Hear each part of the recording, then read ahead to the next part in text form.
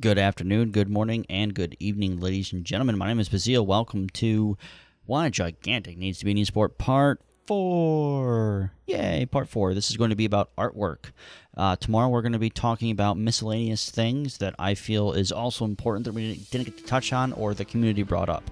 So let's talk about the art style and how it pertains to making sure that the game itself is going to be really well done visually, because it allows players to see what's going on very easily. This kind of pertains to like Wind Waker and that kind of stuff. It's cell shaded style graphics, which is very bright and bold colors with shadow outlines, and the shadows themselves are not as overbearing as, say, a real kind of realistic style game would be, kind of like LA Noire or Skyrim, for example. Those are like really heavily graphical games that put a lot of emphasis in realism and making sure that textures are really nice. And granted, Gigantic has beautiful textures and beautiful artwork. But the reason that this game's artwork, I think, is going to solidify it in the esports world is because games that do this style of art is usually really appealing to most people. One, it kind of caters to the younger crowd because it's more cartoony. It's more inviting to the eyes. It's pretty. It's beautiful. It's a very beautiful game. So we have the art style that gives a really good wide demographic to the amount of players and viewership that is possible in esports. Another reason that I think that the art style contributes to the esports scene in terms of Gigantic is in team fights and in the midst of like really high action battles. This style of graphics and this style of particle effects and that kind of stuff, as we've seen from gameplay videos, trailers, and as Clint mentioned it in the interview a couple videos back, that the art style is really good and visually pleasing. It's very easy to see what is going on. So in terms of that, we also have a good way to allow new people to actually view the game, and this kind of goes back to items. We have no items, which is going to be really useful because that culminates in the whole kind of box of the esport and what makes a game a really good esport. The players and newer viewers are not going to have to figure out what the items are, and they're not going to have to really kind of squint and figure out, okay, everyone just blew their ults, what's going on? And that happens a lot in Smite, Dota, and League of Legends. Everyone blows all the pretty color ults, and everyone's like, okay, cool, everyone freaks out. Your buddy's over sitting in the seat next to you, he just wet his pants because something happened, and you're like, all I saw was colors and people screaming. What the heck's going on? So according to Clint, and also watching the gameplay videos, it is extremely well done in terms of the particle effects, and it has bright and bold colors. And just for me personally, watching the gameplay footage trailers that have been shown so far, it really shows and screams that the game is going to have a lot of really good retention in terms of visually stimulating your eyes. And I think the most important thing to kind of take away is if you've seen some of the fire effects in the gameplay trailers, some of those look really well done. They're not like super pixelated everywhere. Another good example of like the fire kind of smoke effects is HK, which is the robot looking guy. He looks like a robot from Circuit, which is Short Circuit, not Circuit, excuse me, which is still one of my all-time favorite kind of geek nerd movies. And it really kind of culminates the entire kind of art style into that one character because he's visually pleasing. You see kind of all the little parts and stuff move around and see what he does. And you also get a sense of power when you're watching the machine in action, because he has those big guns and boom, and that kind of stuff. So he really does a good job at kind of making sure that the art style fully wraps around the game and goes, this is what it's about, which is really cool. So that also really kind of ties into the whole visual aspect of esports. And really, eSports is all about visualization. Say that 5 times fast. And it is something that is really important to make sure what is going on. That's why World of Warcraft Arena was really popular before it became unpopular. I still really can't figure out why it became unpopular, because it was visually pleasing. It was easy to figure out what was going on. But I think that what happened is in that specific genre, MMOs were kind of becoming outdated a little bit.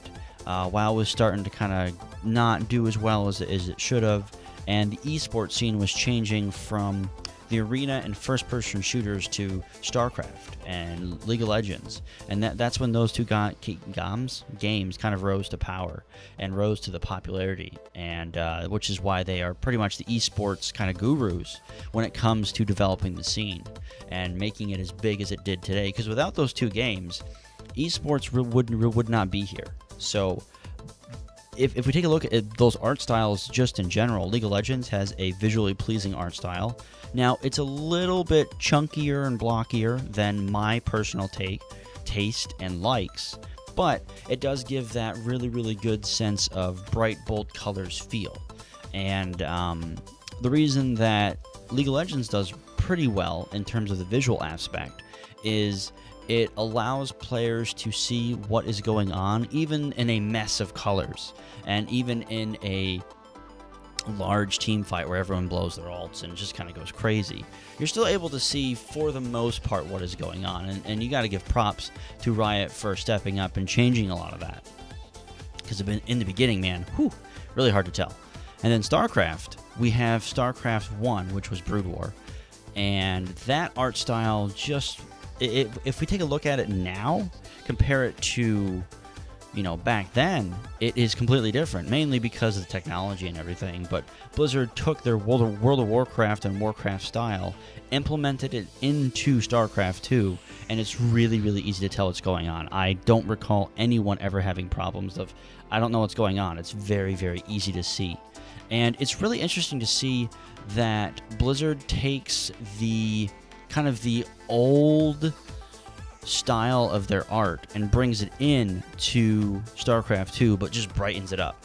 And StarCraft definitely kind of followed the Diablo style of things. And kind of tying that all the way back into Gigantic is they have taken lessons from all these different esports scenes and all these different genres and kind of collapsed them into one art style that would really, really work really, really well. And I think that the most important thing to take away from here is visualizing a art style, which Motiga has done, to really kind of hit the nail on the head, so to speak, in terms of the way that the whole game is kind of designed. The environment is just really pretty. It makes sense. It doesn't feel like anything's out of place. The game trailers do an extremely well done job at making sure that nothing feels odd. And that also really, really is important when it comes to esports, because if you have a tournament and someone is watching it for the first or second time and they see something out of place, well, that completely takes their focus and concentration out from the main attraction that's actually happening and goes, why is this here? This doesn't make any sense. Which is why when Dota 2 came out, they had to cut down on a lot of the ambient creatures, like those small turtles and the birds and stuff that were there, because it was really distracting, because there really wasn't any need for it. And now there is just a few turtles and birds and stuff lying around that kind of have like inside jokes or meaningful titles to players in the community or even the developers. And you have to really look for them. Most of them are hidden in like the waterfalls and that kind of thing. So, in terms of distractions, I don't see Gigantic really having any of that. And that's also a really, really good thing.